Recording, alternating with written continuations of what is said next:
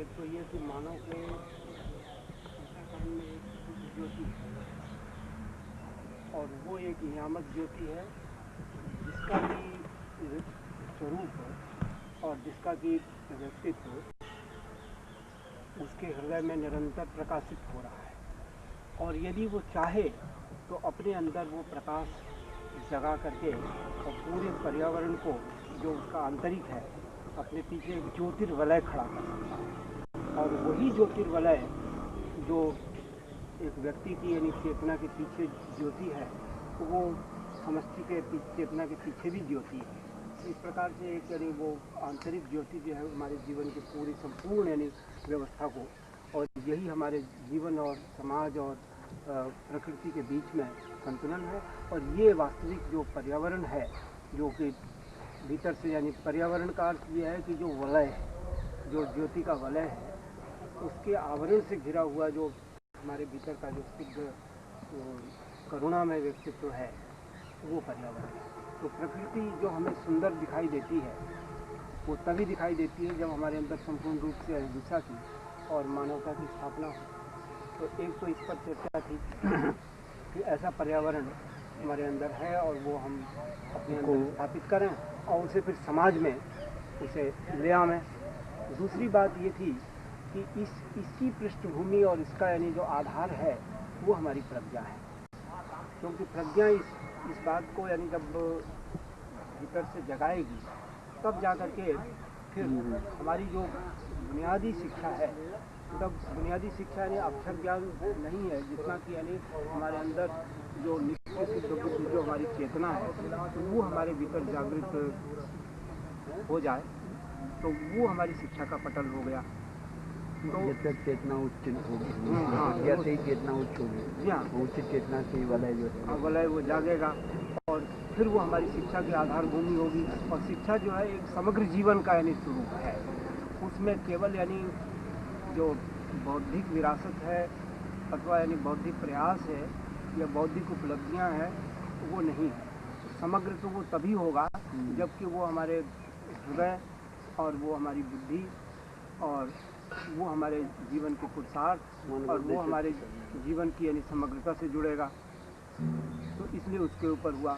और तीसरी बात ये हुई कि इस देश को एक ऐसे व्यक्ति की आवश्यकता है जिसके संकल्प और जिसके व्यक्तित्व और जिसके कृतित्व में त्याग हो। राजनीति और समाज और राजनीति के पीछे जो सेवा का उद्देश्य है वो केवल सुधारवादी दृष्टिकोण नहीं है, किंतु उसके पीछे एक जो मानव की चेतना में जो समग्र विकास का संकल्प है तो ऐसा व्यक्ति हर युग में अपनी चेतना की भूमिका अदा करता है। तो इस रूप में मैंने कहा कि आप जैसा व्यक्ति मतलब हमारा ये है कि पूरे पूर्व और पश्चिम को जोड़ने वाला एक व्यक्तित्व चाहिए। और अरविंद ने, स्वामी विवेकानंद ने, रामकृष्ण परमहंस देव ने, ये सारी जो हमारी जो पूरी जो आध्यात्मिक विरासत और ये परंपरा के महापुरुष थे उन्होंने समय समय पर आकर के और इसी को स्थापित किया। फिर आखिरी बातचीत ये थी कि जो ब्रज अकेडमी स्थापित की गई इसके पीछे एक ही संकल्प था और है और आगे भी यही संकल्प वो होगा।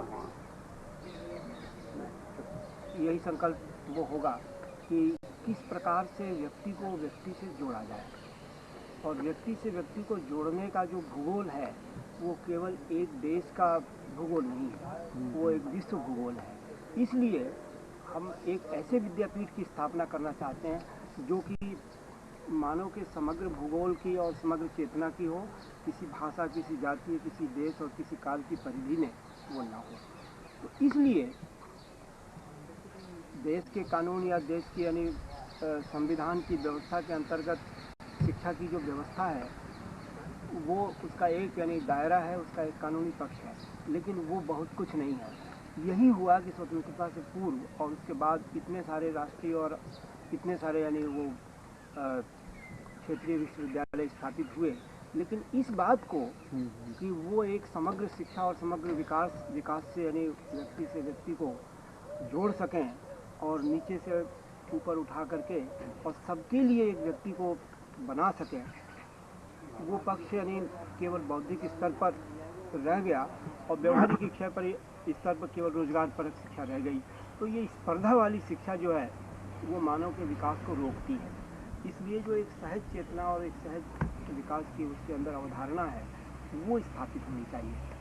तो इसलिए ब्रज में जो ये जो शाश्वत भारती का जो अनुष्ठान है और इसका जो संकल्प है वो विश्व का न्यूक्लियस बने। हाँ, विश्व का आधार बने।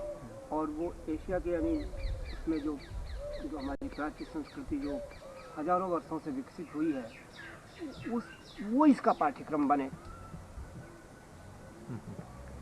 जो पूर्ण रूप से यानी समय समय पर एक युगांतरकारी परिवर्तन ले करके एशिया की धरती पर जो ज्ञान विकसित हुआ है, जो थाती विकसित हुई है, जिसकी विरासत जो है समय समय पर यानी वो महापुरुषों द्वारा उसे वो किया गया है, तो उसके ऊपर ये सारे यानी देश काल का भूगोल खड़ा है। लेकिन आंतरिक रूप में देखा जाए तो इसका जो ताना बाना है वो बिल्कुल एक जैसा है। तो इसलिए हम पूरे विश्व का संकुल इसके पीछे स्थापित करना हमारा उद्देश्य है। इससे जो वसुधैव कुटुंबकम का जो वो है वो साक्षात मूर्त रूप में मूर्त रूप में हो, क्योंकि वो शिक्षा से ही शुरू होगा।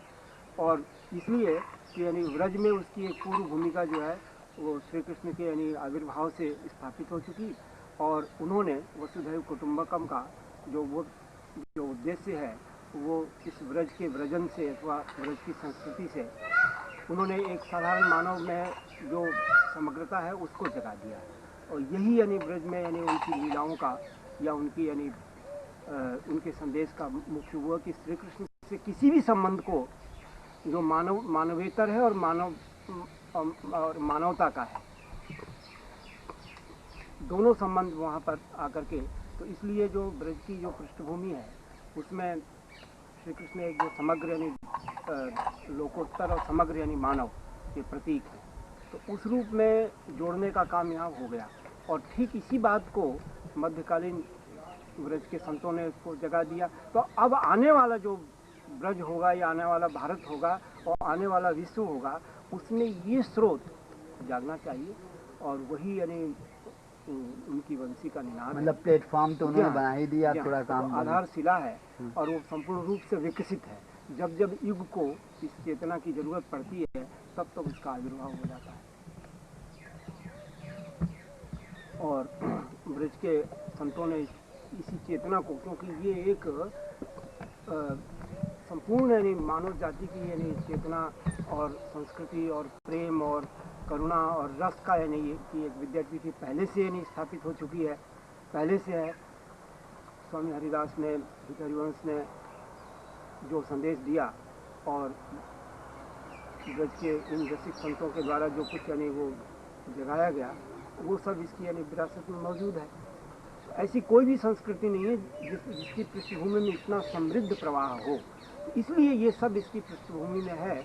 और इसी रिक्त पर या इसी परंपरा पर ये विद्यापीठ होनी चाहिए। और इसका एक जो पाठ्यक्रम का जहाँ तक वो है, वो पाठ्यक्रम मैंने हमारे जीवन के पूर्ण विकास के साथ जुड़ने वाला पाठ्यक्रम है। और वो head heart heal and hand, वो जो भगवद गीता का जो संपूर्ण कर्मयोग का जो संदेश है वो इसके साथ जुड़े। Head heart heal and hand, चार हो गया, 4 हार्ट एंड हेड, नहीं head heart heal and hand, heal हाँ वही कहेंगे, पैर से लेके हाथ पैर, हेड हार्ट हील एंड शामिल इसमें नहीं किया गया।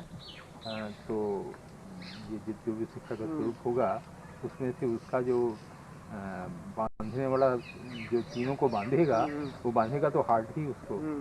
तो अगर हार्ट को भी ले लिया जाए अगर केंद्र में head heart heal and hand heart हो गए ना, head heart heal and hand, तो वो तो केंद्र में हो गया।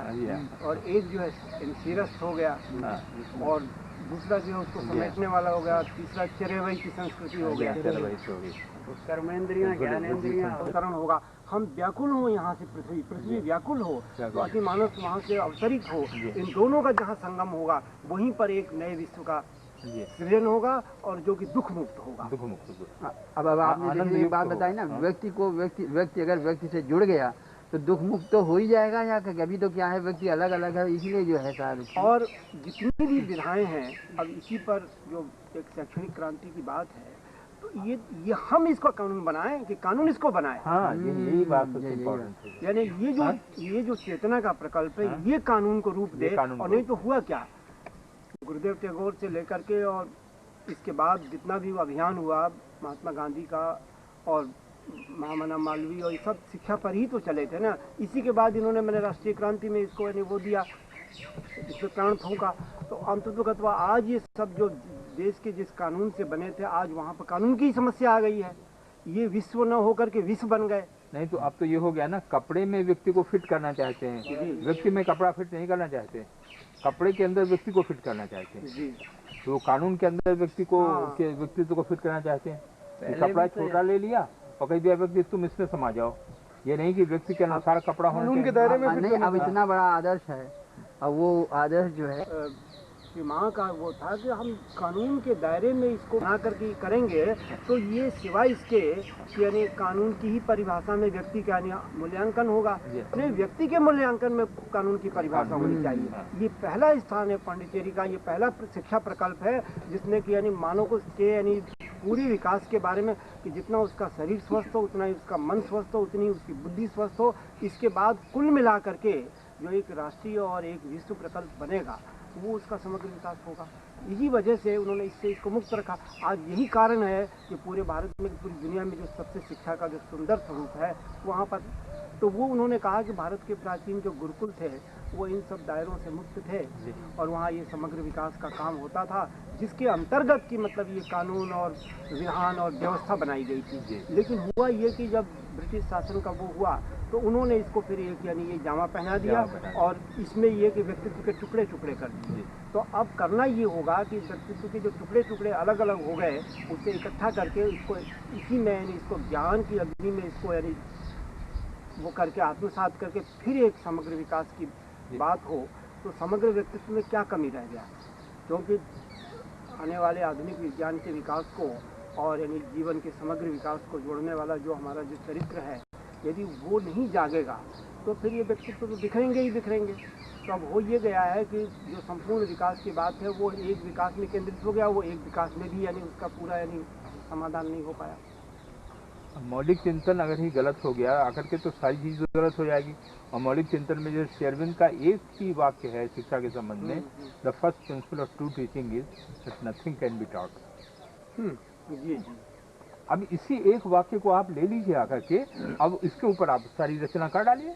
वो आपने जो चार जो आश्चर्यों पर उस दिन वहाँ पर रामजीवाई में दिया था, वो चार आश्चर्यों पर उसको जरा दोहराइए। There are four very great events in the history of the world: the siege of Troy, the crucifixion of Jesus Christ, the exile of Krishna to Vrindavan, and colloquy with Arjun in the battlefield of Kurukshetra. अब उसका प्रभाव बताते हैं। The siege of Troy created Hellas. Christ from his cross humanized Europe. The exile of Krishna to Vrindavan created bhakti cult. Otherwise it was worship and meditation. तो भक्ति का आरंभ तो वहीं से हुआ थी, वही जो विरह और रस का सृजन। और colloquy with Arjun in the battlefield of Kurukshetra is yet to liberate humanity. And colloquy with the Arjun, in the battlefield of Kurukshetra is Srimad Bhagavad Gita. Bhagavad Gita वहाँ से निकली, प्रेम यहाँ से निकला, और ये दो आश्चर्य हैं। और जीसस का जो मतलब वहाँ पर क्रूसिफिकेशन है, हाँ, उससे यूरोप जो बर्बर था वो सब में हुआ। उसने अपने आप को सूली पर चढ़ा करके और सारी जो मानी व्यथा थी वो ले करके और विश्व को करुणा से सींच दिया। अच्छा, उसके बाद अंत में एक छोटा सा पुछल्ला शेरविन और लगाते हैं, Yet they say these things never happen. हाँ लेकिन फिर भी लोग कहते हैं कि ये कभी नहीं हुआ, कि ये सब कल्पना है। इतिहासकारों के ऊपर बन गया ये। कभी आपको It बताई they थी say ना, these things never बात happen. जो है, हम्म।